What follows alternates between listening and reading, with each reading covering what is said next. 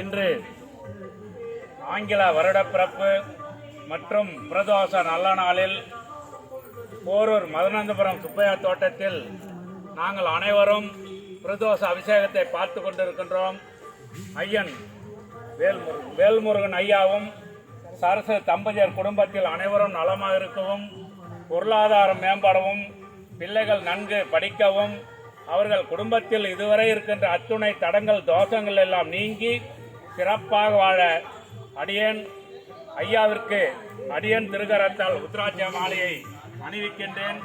ஐயா அவர்கள், ஐயா தாங்கள் திருகரத்தால் எனக்கு உத்ராட்சத்தை அணிவியுங்கள் என்று கேட்டுக்கொண்டார்.